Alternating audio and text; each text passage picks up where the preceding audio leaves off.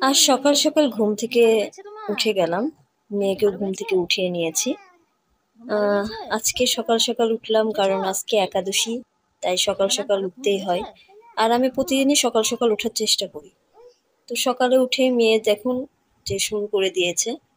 তো উঠলাম, উঠে ঘর-টর গুছিয়ে তারপর প্রিপারেশন নিলাম খাবারের। সকালবেলা যেটা করব, সকাল আর বিকেলে যেটাই হোক সেটা আমি সবজি খেতে ভালোবাসি, তাই সবজি করেছি। আর ফোড়নের জন্য যেগুলো দিয়েছি সেগুলো তো দেখলেনই।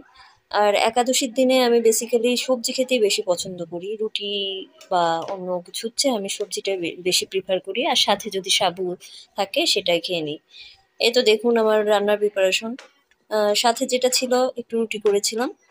আর এটা হলো মিশালি সবজি। এই সবজিটা খুব ভালো লাগে। আপনি একাদশীর দিন জাস্ট শুধু আদা বাটা দিয়ে এই সবজিটা করবেন, খুবই ভালো লাগে।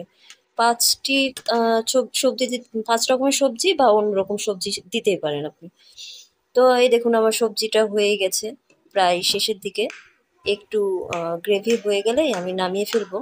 এতে আমি যা যা দিয়েছি পটল, আলু, কুমড়া, মিষ্টি কুমড়া, একটু কচু, তারপর আহ, বেগুন, ঝিঙ্গে, তারপর দিয়েছি হলো ঝিঙ্গে তো দিয়েছি, আরো অনেক কিছু দিয়েছি, আসলে এগুলো বলতে পারছি না আমি। আপনারা যা যা যেটা যেটা পছন্দ সেটাই দিয়ে দিবেন। আর দেখুন সবজিটা রান্না হয়ে গেছে প্রায় শেষের দিকে, এখন নামিয়ে ফেলবো। আর আমার ব্লগটা কেমন লাগছে আপনারা অবশ্যই জানাবেন, এবং যদি ভালো লাগে অবশ্যই কমেন্টে জানাবেন, আর যেটা ভালো লাগছে না সেটাও জানাবেন। এ তো রুটি ডো তৈরি করে ফেলেছি, রুটিটা করেই আমার আজকের দিনটার যে একাদশীটা করব। তো আপনারা সবাই ভালো থাকবেন, সুস্থ থাকবেন। আর মাঝে মাঝে করুন না ফাস্টিং, ফাস্টিং করাটা খুবই ভালো, শরীরের পক্ষেও ভালো, মনের পক্ষেও ভালো।